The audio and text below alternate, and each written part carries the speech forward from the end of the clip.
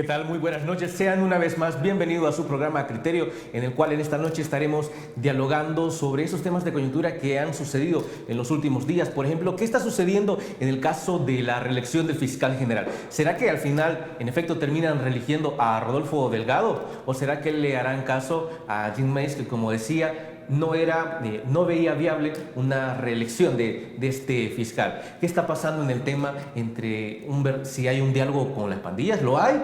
¿Será que simplemente es puro chambre, como se dice por ahí? Esto y más, nosotros lo estaremos dialogando con el licenciado Mauricio Maravilla. ¿Qué tal, Mauricio? ¿Cómo estás? Buenas noches, Luis Fernando. Muchas gracias por la invitación. Qué gusto estar por primera vez en este programa que tiene un nombre muy interesante, Criterios. ¿Cómo nos hace falta criterio a la hora de consumir medios de comunicación? A la hora de leer una nota periodística, de saber distinguir si se ha utilizado método periodístico o si las notas obedecen a un afán de propaganda, ya sea gubernamental o de oposición. Criterios. ¿Cuántos criterios nos hacen falta? A la hora de incluso ver programas como este que son, desde luego, en una sociedad democrática muy importantes. Bueno, antes que nada quiero enviar un saludo a mi mamá. Hoy está cumpliendo años y desde aquí le mando un fuerte abrazo y un beso. Sabe que es la mujer más importante de mi vida, que la amo con todo el corazón y le deseo las mejores cosas. Que Dios la bendiga. Y en segundo lugar quiero recomendar un libro, Los muertos y el periodista. Es un libro publicado hace algunas semanas. Todavía no está disponible aquí en El Salvador, pero ha de venir muy pronto, apenas inicie el 2022. Los muertos y el periodista es un libro del periodista Óscar Martínez, uno de los mejores periodistas de la región, que retrata una de las realidades más duras que nos ha tocado vivir, que es el tema de la violencia, la delincuencia, el tema de pandillas. Es un libro, es una lectura necesaria, una lectura casi obligada. Luis Fernando, gracias nuevamente. Encantado, Mauricio, y también felicidades para tu madre. Gracias. Ahora bien, empezamos con esto de la reelección del fiscal. Hace unas semanas, como se había mencionado, cuando ocurrió el anuncio del Departamento del Tesoro sobre los implicados en los casos de corrupción, sale el presidente Nayib Bukele y menciona 4 peticiones que le había solicitado Jean Meis. Entre ellas estaba que no reeligieran al fiscal Rodolfo Delgado debido a que había sido un fiscal impuesto. Ahora, ¿será acaso sus palabras o será que simplemente lo van a reelegir porque, como el presidente menciona, tiene todo su apoyo? ¿Cuál es tu criterio? Bueno, la etiqueta de fiscal impuesto no es gratuita. Creo que no hay mejor palabra que defina la forma en la que ocupa el cargo el actual fiscal general que la de impuesto. Él no fue electo en un proceso respetando, digamos, el procedimiento legal. Más bien, el 1 de mayo la nueva Asamblea Legislativa dijo: estas son nuestras cartas, estos son nuestros funcionarios de confianza y nosotros los ponemos ahí. Hay que recordar los antecedentes de Rodolfo Delgado. Fue parte del equipo jurídico que defendía al actual director de la Policía Nacional Civil, Arriaza Chicas. Es decir, es una persona de confianza del oficialismo. A su vez hacía parte de este equipo jurídico Nahum Martínez, actual magistrado de la Sala de lo Constitucional. Por lo tanto, son gente, digamos, de confianza del oficialismo. La categoría impuesto, por tanto, no es gratuita, ¿no? Eso como primera idea. Segundo, el presidente desde luego que tiene confianza en él, ¿no? Desde el momento en el que es su carta principal a la hora de asumir una institución tan importante como la Fiscalía General de la República, que por mandato constitucional tiene que defender los intereses del Estado y de la sociedad, el que brinda o el que está obligado a velar por la legalidad de todos los actos que se cometen en el país, el que tiene el monopolio de la investigación penal en El Salvador. Es decir, es un cargo muy importante. Yo me atrevería a decir incluso que después del presidente de la República, el cargo más importante es el cargo de fiscal general de la República. Es decir, no es cualquier cosa el cargo de fiscal general. Es una cosa muy importante. Por lo tanto, en esos puestos debería haber gente independiente, que no tenga ninguna vinculación ni con los partidos del pasado, ni con el actual oficialismo, ni con los partidos de oposición, ni con el oficialismo. Pero fíjate qué interesante, porque hasta hace unos meses se decía, no, pero es que ¿cómo vamos a dejar a Raúl Melara si es un fiscal impuesto y que tiene vínculos con Arena? Pero no estamos hablando del mismo caso con Rodolfo Delgado. Sí, yo fui de la opinión de que Raúl Melara era un fiscal inconstitucional. Según los criterios de la Sala de lo Constitucional, los criterios, por cierto, La Sala de lo Constitucional del periodo 2009 al 2018 determinó que en los cargos como magistrados de Corte Suprema de Justicia, magistrados de Corte de Cuentas, del Tribunal Supremo Electoral, Fiscalía General de la República, se debían cumplir requisitos mínimos de no afiliación partidaria o de no vinculación formal con un partido político. Es decir, cualquier vínculo partidario contamina la actitud, el comportamiento, las decisiones que se toman en cargos tan importantes como estos. Por lo tanto, Raúl Melara nunca debió llegar a ese puesto de fiscal general de la República. Es un personaje que aparecía cantando el himno del partido Arena. ¿Qué mayor vinculación que esa? Por lo tanto, ese nombramiento para mí siempre fue inconstitucional. Pero un problema no se corrige cometiendo el mismo error. Es decir, si tú dices, es que ese fiscal no es independiente, ese fiscal nunca va a investigar a Arena, nunca iba a procesar a Norman Quijano, nunca iba a investigar la corrupción del partido Arena, porque venía del partido Arena. Y entonces este fiscal que no viene, claro, él no está, a lo mejor no está inscrito, no, puedo asegurar que no está inscrito en Nuevas Ideas, pero es evidente la vinculación material que tiene. Es decir, es evidente el vínculo de confianza que hay entre el oficialismo y el actual fiscal Rodolfo Delgado. Por lo tanto, uno tiene que preguntarse, tiene que preguntarse, está obligado a preguntarse, ¿es un fiscal independiente? La respuesta aparece en automático, no es un fiscal independiente. Y si no, basta ver sus posturas en Twitter, porque declaraciones públicas es muy poco que las brinde. Basta ver sus publicaciones en Twitter, hacia quiénes está dirigida la persecución penal en el actual momento, en la actual administración. ¿Por qué el oficialismo deposita tanta confianza en el actual fiscal? Porque claramente tiene los dados cargados. Es decir, si se criticó que en el pasado ese era un vicio, no puede venir a hacer lo mismo. Ahora, si no, ¿dónde están las nuevas ideas? Si no, ¿dónde está el rompimiento con el pasado y el establecimiento de una nueva forma de gobernar? Está repitiendo lo mismo. Lo único que cambian son los actores en el terreno de juego. Eso no puede ocurrir. Digamos que la Fiscalía General de la República debería estar a cargo de una persona independiente que, claro, no es el único que hace el trabajo fiscal, porque el fiscal se apoya de una serie de unidades administrativas, de unidades fiscales y de auxiliares del fiscal general de la República, que son los que en los procesos llevan adelante las investigaciones y acuden a audiencias, qué sé yo. No es el fiscal únicamente quien dirige, o digamos, quien hace el trabajo de la fiscalía, pero es evidente que desde la cabeza se comienza a contaminar toda la institución. Por lo tanto, a mí me parece que este fiscal no debería ser nombrado nuevamente en este cargo y que la Asamblea Legislativa, como les gusta decirse a ellos, la nueva Asamblea Legislativa, no cometa los mismos errores que se cometieron en el pasado. ¿Cuántas veces se criticó que Arena y el FMLN hacían negociaciones bajo la mesa?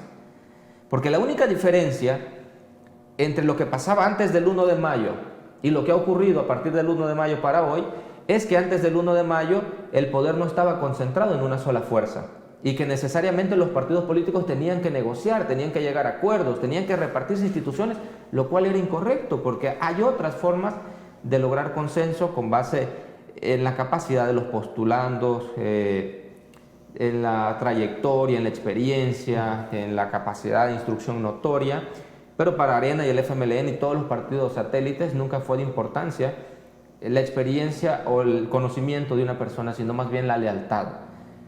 Pero antes tenían que ponerse de acuerdo, decía, bueno, nosotros vamos a nombrar al fiscal y a ti te vamos a dejar la PDDH, o te vamos a dar la Procuraduría General de la República.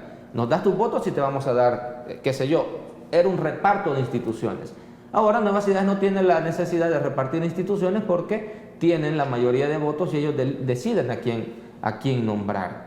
Aquello era malo, esto también es incorrecto.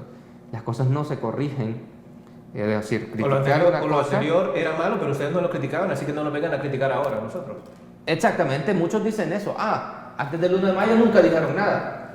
Hay que ir a revisar cuántas cosas se han dicho sobre esto, cuántas organizaciones de la sociedad civil, ciudadanos comprometidos con la institucionalidad, presentaron baremos para medir la capacidad con criterios, digamos, establecidos para decir, esta persona debe ocupar este cargo por esto, esto y esto. Arena y el FMLN siempre ignoraron esas recomendaciones, siempre ignoraron esas sugerencias y lo que existía era un trato bajo la mesa. Claro, ahora ya no hay tratos bajo la mesa, ahora las órdenes vienen a saber de dónde. Bueno, uno puede pensar que de casa presidencial, pero es evidente que los diputados solo obedecen a lo que el presidente de la República les dice, ¿no? Entonces, bueno, así están planteadas las cosas. Ahora, Mauricio, el presidente Nayib Bukele menciona que el fiscal ha hecho un buen trabajo. ¿Cuáles han sido esas pautas para que él diga eso? ¿Qué tal si lo analizamos luego de la pausa comercial? Ya volvemos.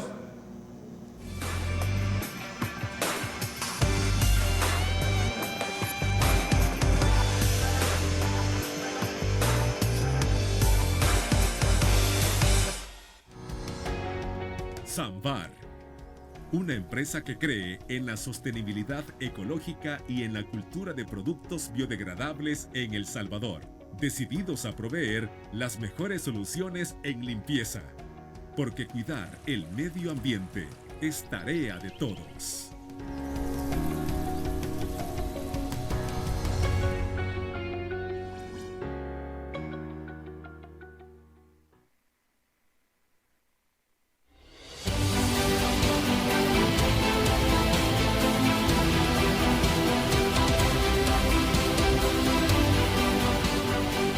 Nuestro compromiso, nuestra pasión, son algunas de las cosas que nos caracterizan como salvadoreños.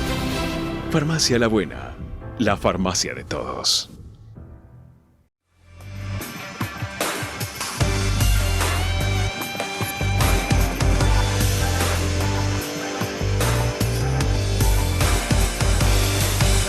Hace unos días, el presidente de la República, Nayib Bukele, establecía en uno de sus tweets que él no veía ningún problema para que Rodolfo Delgado fuera reelecto, dado que él depositaba su confianza en él y había visto que había realizado un excelente trabajo.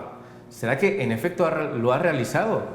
¿Qué opinas, licenciado Mauricio Maravilla? Bueno, pienso que una persona que es de tu confianza, a quien tú has puesto en ese cargo, merecerá todos tus elogios, ¿no? Es decir, yo entiendo la postura del presidente a partir de esto. Pero él dice que es que Rodolfo Delgado ha hecho las cosas bien. ¿Qué cosas son esas? Bueno, haber presentado, por ejemplo, la solicitud de antejuicio contra el diputado Norman Quijano, que termina en el desafuero del diputado Quijano, podrá ser una, ¿no? Pero uno se pregunta, ¿acaso no implicaría hacer un buen trabajo por parte del fiscal general Rodolfo Melende investigar los señalamientos que la CICIES hizo en 14 expedientes en contra de funcionarios del actual gobierno?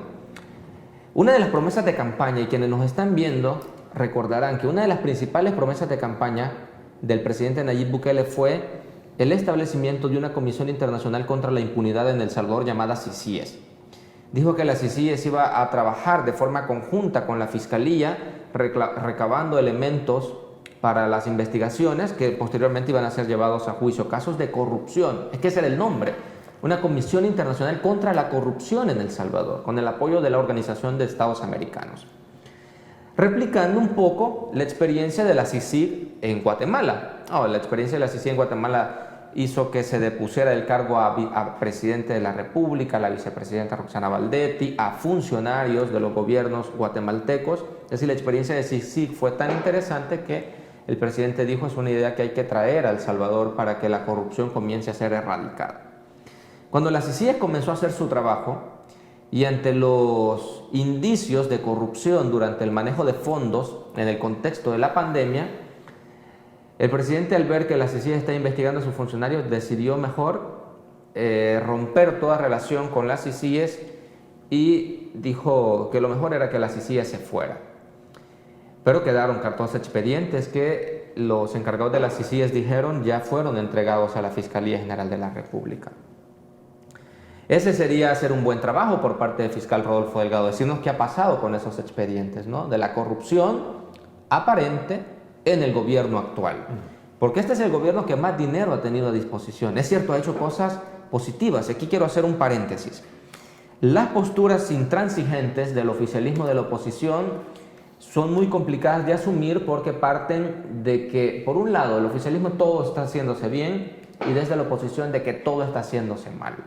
En una realidad las cosas no son en blanco y negro.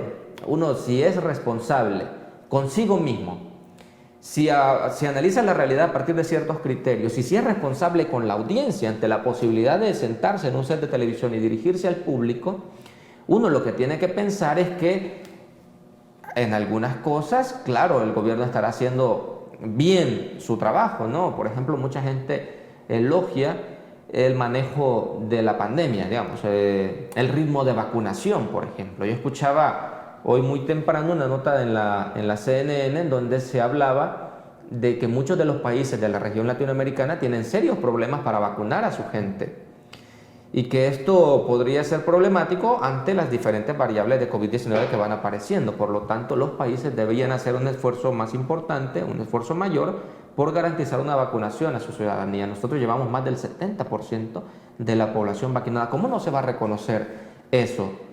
Claro, las cosas como son. Exacto, las cosas, exacto, como son. Si uno es responsable y uno tiene criterio, puede reconocer fácilmente qué cosas se están haciendo bien, pero no puede ignorar que si por un lado las cosas se están haciendo bien, si se presentan los logros, yo siempre digo esta frase, me gusta repetirla porque creo que es muy gráfica, que el gobierno es como un prestidigitador. Los prestidigitadores o los magos, los que hacen ilusión, con una mano hacen una cosa, distraen tu atención y te presentan un número, pero tú no sabes qué están haciendo con la otra mano y ahí está el truco, ¿no? Entonces el gobierno actual es un auténtico prestidigitador. El gobierno tiene una maquinaria de propaganda gubernamental muy robusta, con centenares de comunicadores institucionales, con millones de dólares puestos para la propaganda gubernamental que lanza mensajes constantes que tocan la emoción, la emotividad de la población y que, claro, hay logros que son importantes que se magnifican mientras se distrae la atención de otros asuntos que son importantes también, como la no rendición de cuentas. Una cosa es decir, mire, la Asamblea nos ha aprobado tantos millones para que compremos insumos, esto y lo otro. Muy bien, presidente, el interés es genuino. Por supuesto que el tema de salud pública es un tema prioritario y hay que poner dinero en esto. ¿Nos va a rendir cuentas? Allí es donde el gobierno comienza a tener serias dificultades. Y entonces uno se pregunta, si son tan decentes, si son tan honestos, ¿por qué rehúyen tanto a la rendición de cuentas? ¿Por qué han anulado todos los mecanismos de control institucional que la Constitución de la República plantea?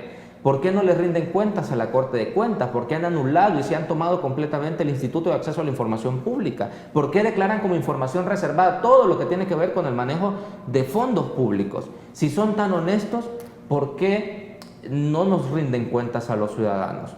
Entonces allí hay un problema. El gobierno, desde luego que va a decir que todo se está haciendo bien. Y si uno escucha, que hay que tener mucho criterio a la hora de escuchar a los funcionarios, uno escucha el lenguaje de los funcionarios, siempre están tratando de marcar un antes y un después del 1 de mayo, ¿no? Es decir, todo lo que se hizo antes del 1 de mayo es oscuro, es perverso, es malo, es corrupto y tararara. Y nadie trabajaba en favor de la población. Exacto, y nunca se hizo nada. Nadie hizo nada, no.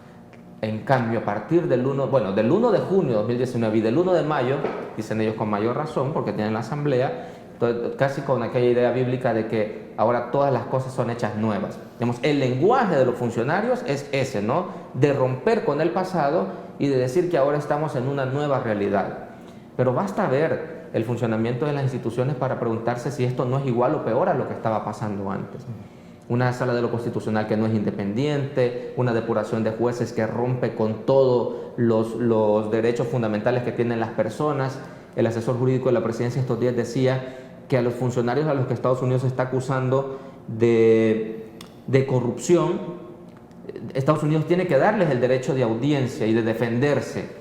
¿Acaso lo hicieron ellos cuando dijeron con un plumazo, con un decreto legislativo, se van todos los jueces que tienen más de 60 años? ¿Respetaron el derecho de audiencia?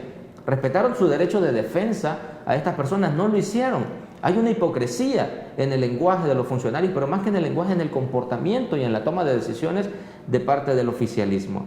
Entonces, un buen trabajo por parte del fiscal general de la República implicaría hacer investigaciones por todas estas cosas, ¿no? El rompimiento a la ilegalidad, a la legalidad, la toma de las instituciones, todo eso implicaría hacer un buen trabajo. No solo perseguir a los opositores políticos, no solo meter a la cárcel a este u otro opositor político. Claro, eso le sirve para los fines propagandísticos del gobierno, ¿no? Es decir, los corruptos están en la cárcel, nosotros estamos, los corruptos del pasado. Y los señalados por corrupción ahora están siendo protegidos por el oficialismo y no están siendo investigados por el fiscal general. El fiscal general, hace unos días, cuando se conoció la noticia de la última lista publicada por Estados Unidos, es abordado por los periodistas y el fiscal decide guardar un absoluto silencio, y dicen que a veces los silencios dicen más que las palabras. Cuando se le pregunta qué opina de esto, el actual fiscal corre a su camioneta y se va. Entonces yo me pregunto, ¿de qué buen trabajo se habla? Pues para mí no hay tal cosa, ¿no? Desde luego. Ahora bien, respecto a eso que tú has tocado un tema muy importante, que es el caso de que Estados Unidos le dice, saca su lista de corruptos, de los que ellos suponen que están en esa línea. Y también sale el asesor jurídico de presidencia y menciona que aquellos, o da más bien la recomendación de que aquellos que sigan hablando del tema pueden ser llevados a juicio por dañar el honor de estas personas porque no puede probárseles nada. Eso no es un llamado a la censura. Mira, yo no tengo el gusto de conocer personalmente al señor Javier Argueta. Sí he conocido su recorrido en diferentes instituciones. Javier Argueta fue por muchos años un abogado muy activo en la Asociación Nacional de la Empresa Privada, la ANEP. De hecho, yo recuerdo a Javier Argueta defender la postura de la ANEP cuando la ANEP siempre se ha opuesto al aumento del salario mínimo, por ejemplo. Y el asesor jurídico actual de la presidencia, cuando era parte de ANEP, tenía estas posturas en las que, claro, él defendía al gremio para el que trabajaba, ¿no? Al gremio de la empresa privada. Desde ahí comencé a ver la trayectoria del señor Javier Argueta. Eso no es nada personal en absoluto, digo, no lo conozco. Desde luego. Conozco su perfil público, conozco lo que ha dicho en diferentes ocasiones y a partir de ahí lo puedo juzgar. Él es abogado, yo he estudiado ciencias jurídicas y yo el otro día viendo una entrevista en la que él dijo estas cosas, yo pensaba, cualquiera que no haya estudiado ciencias jurídicas, si escucha al asesor jurídico de la presidencia, podría decir, hombre, ¿cuánto sabe este hombre de derecho, no? ¿Cómo habla? ¿Cómo cita jurisprudencia? ¿Se sabe las referencias de los procesos en los que la Sala de lo Constitucional ha dicho esto y lo otro? Es un señor muy habilidoso para presentarse como un erudito del derecho. Repito, esto no es personal, por si este video llega a conocimiento del señor Javier Argueta, esto no es personal. Claro, no creo que se enoje, hay libertad de expresión. Desde luego, y eso espero que se defienda y se garantice en este país, la libertad de expresión y la libertad de pensamiento. Pero yo pensaba viéndolo, la gente que no sabe de derecho, que no ha estudiado derecho, que se pierde cuando ya se comienzan a utilizar tecnicismos, podrá decir, este hombre sabe lo que está diciendo. Quienes hemos estudiado ciencias jurídicas, podríamos pensar de entrada qué estiradota le está dando a los argumentos. Qué estirados los argumentos del señor Javier Argueta, porque una cosa es defender el derecho al honor y otra es lanzar amenazas a periodistas y a cualquier ciudadano que cuestione a funcionarios públicos. Bueno, esto da para mucho, ¿no? Esto da para ver colisión de derechos fundamentales, el derecho al honor versus el derecho a la libertad de expresión. Si los funcionarios públicos tienen que cuidar, bueno, vamos a ver, tienen que soportar un poco más las críticas por su carácter de funcionarios públicos, ¿no? Todas estas cosas están planteadas sobre la mesa. Pausa comercial, ya volvemos.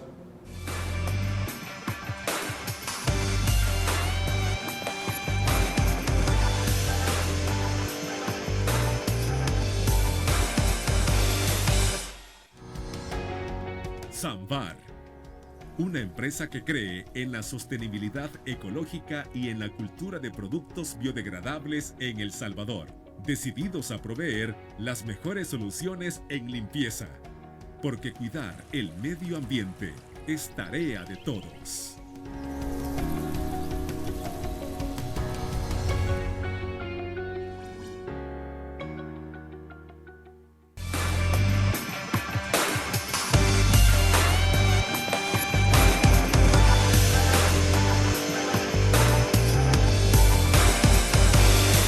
¿Realmente deben temer los periodistas al hablar de lo que Estados Unidos ha mencionado respecto a quienes critica con actos de corrupción?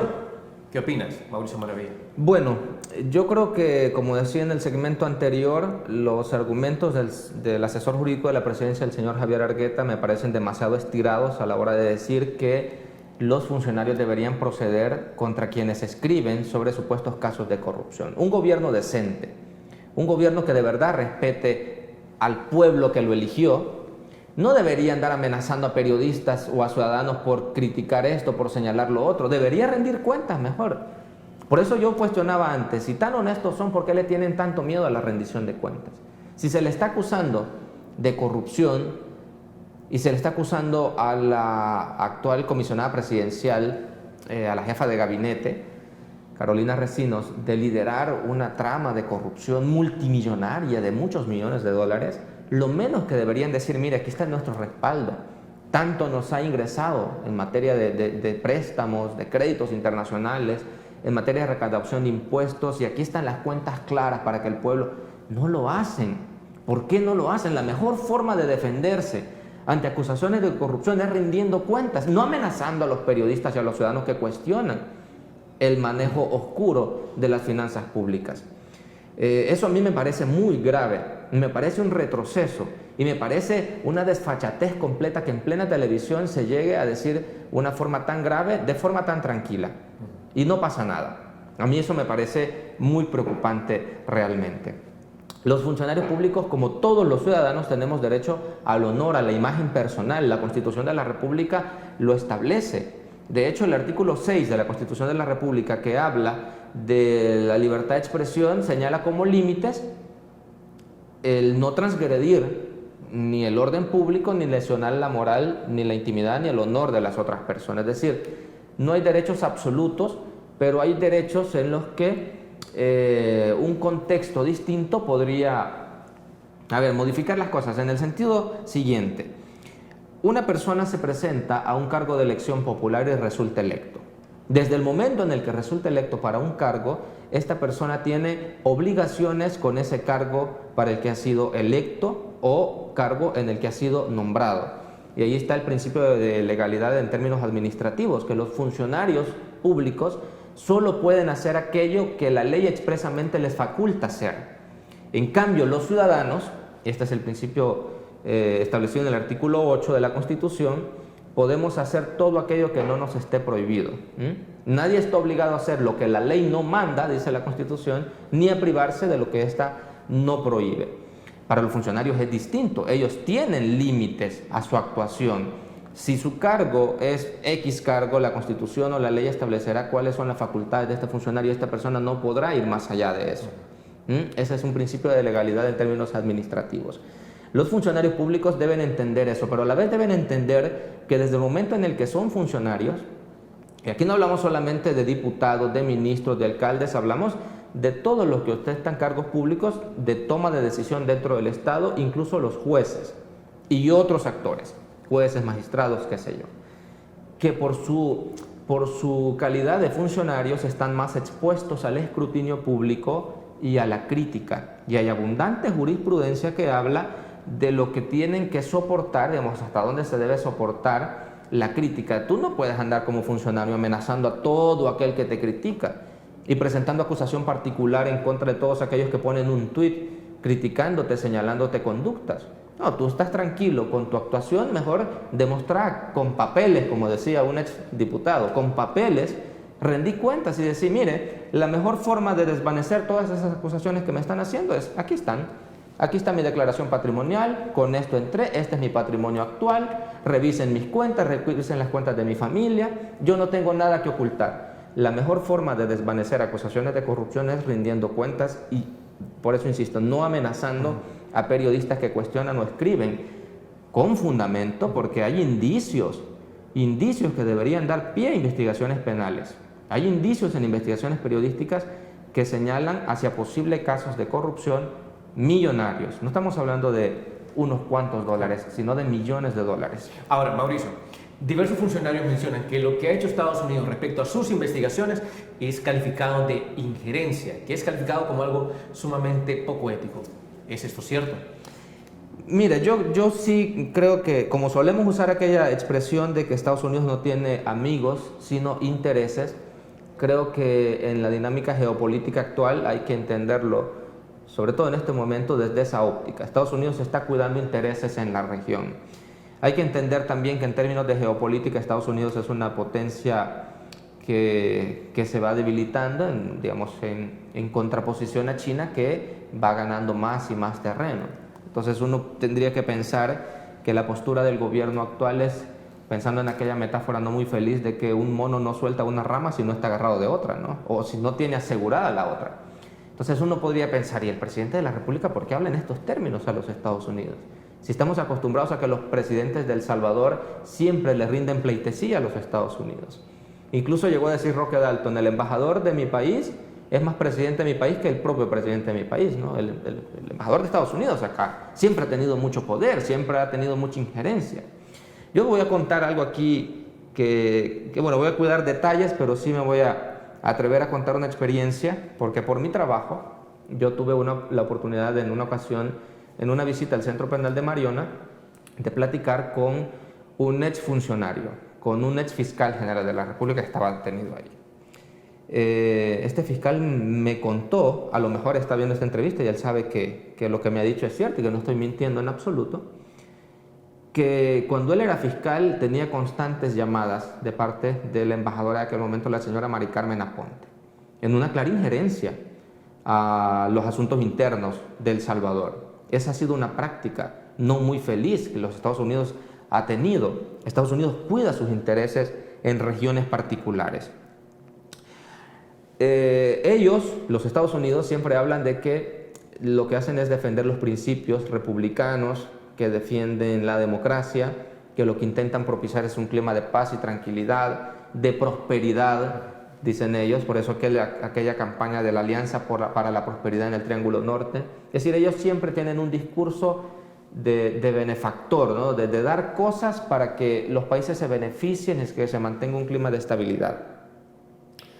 Uno no puede dejar de pensar que los Estados Unidos durante muchos años ha tenido unas posturas hipócritas, porque por un lado señala el debilitamiento institucional en ciertos países, las violaciones a derechos humanos, los retrocesos en materia democrática, mientras ignora las mismas cosas en países que son aliados.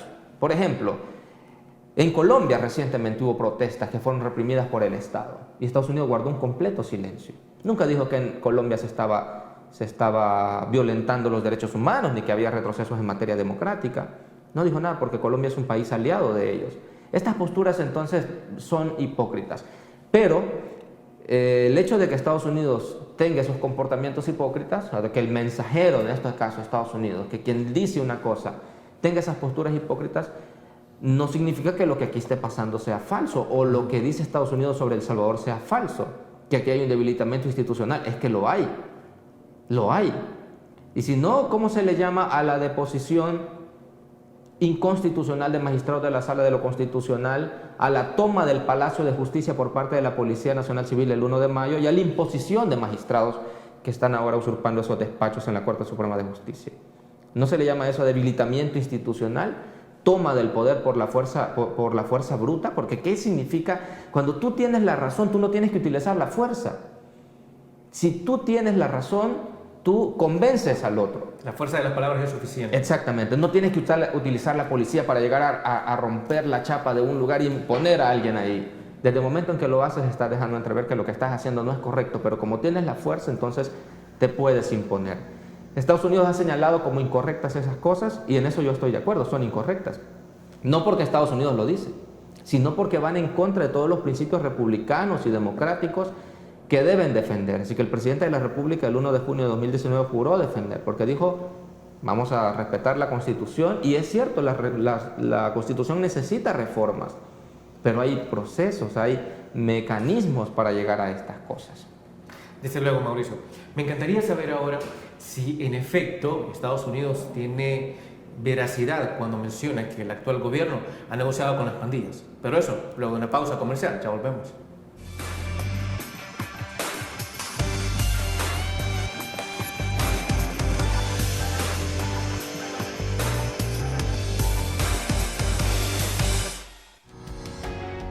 Samvar, una empresa que cree en la sostenibilidad ecológica y en la cultura de productos biodegradables en El Salvador, decididos a proveer las mejores soluciones en limpieza, porque cuidar el medio ambiente es tarea de todos.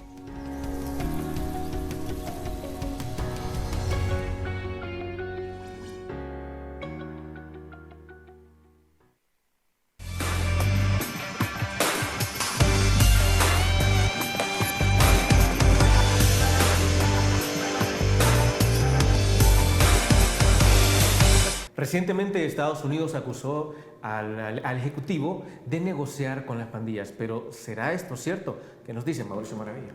Bueno, este es un tema muy complicado, es un tema que hay que ver con pinzas, porque tiene que ver con una cosa muy grave. Las pandillas fueron declaradas como organizaciones terroristas por la Sala de lo Constitucional allá por el 2015 y señaló que cualquier apoyo a estas organizaciones terroristas implicaba también responsabilidades para quienes hacen estas cosas. Hay videos que documentan conversaciones y negociaciones de gente de Arena en una reunión con pandilleros y de gente del FMLN en una reunión por separado con pandilleros. De hecho, el presidente de la República actual usó estos videos y estas pruebas, está ahí documentado, como bastiones en su campaña para decir Arena y el FMLN negociaron con la sangre del pueblo a cambio de votos. Y los maldijo, ¿no? Yo no voy a usar esa expresión porque es muy fuerte, pero les dijo ciertas cosas muy fuertes. A partir de la llegada del presidente de la República, el 1 de junio de 2019 al poder, se dio una drástica reducción en los índices de homicidios. Y uno se pregunta, ¿qué ha cambiado a partir del 1 de junio? Uno podría preguntarle a quienes nos están viendo en sus casas si las estrategias de presencia policial en el territorio son distintas a lo que se hacía antes, si los patrullajes tienen otros componentes, si hay mayor presencia en términos de prevención, es decir, si el Estado garantiza una mayor presencia en territorios complicados, o qué es lo que está pasando. ¿Cómo se explica esa reducción de los homicidios?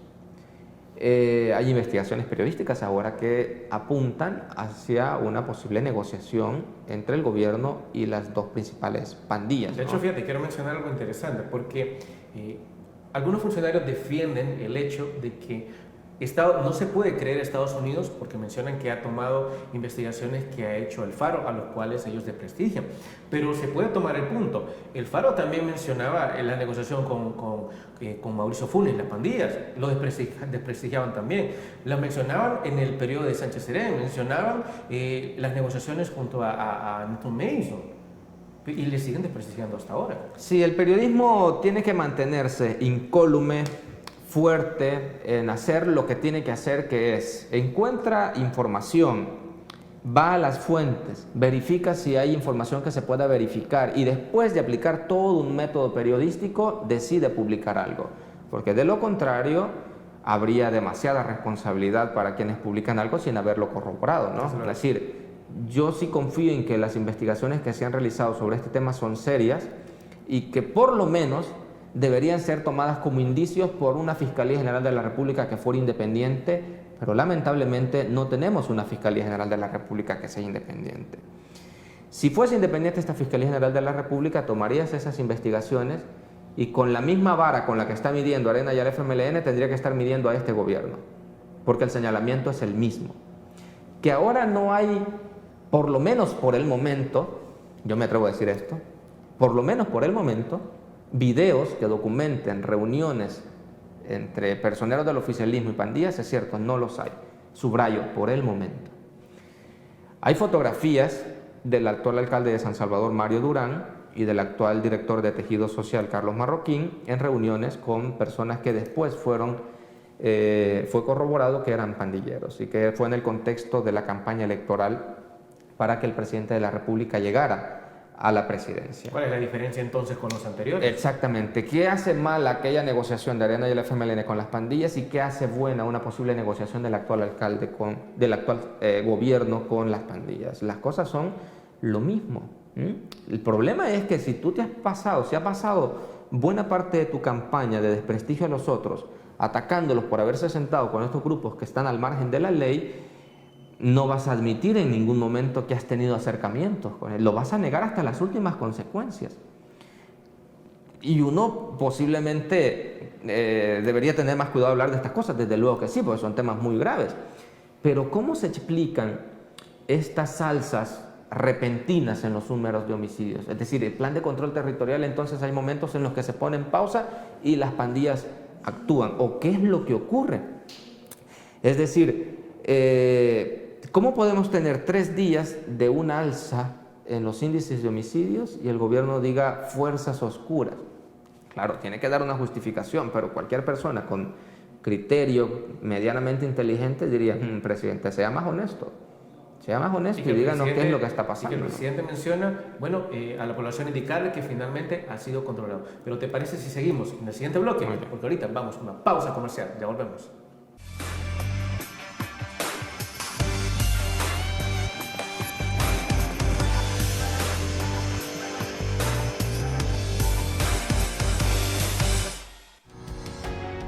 Samvar, una empresa que cree en la sostenibilidad ecológica y en la cultura de productos biodegradables en El Salvador, decididos a proveer las mejores soluciones en limpieza, porque cuidar el medio ambiente es tarea de todos.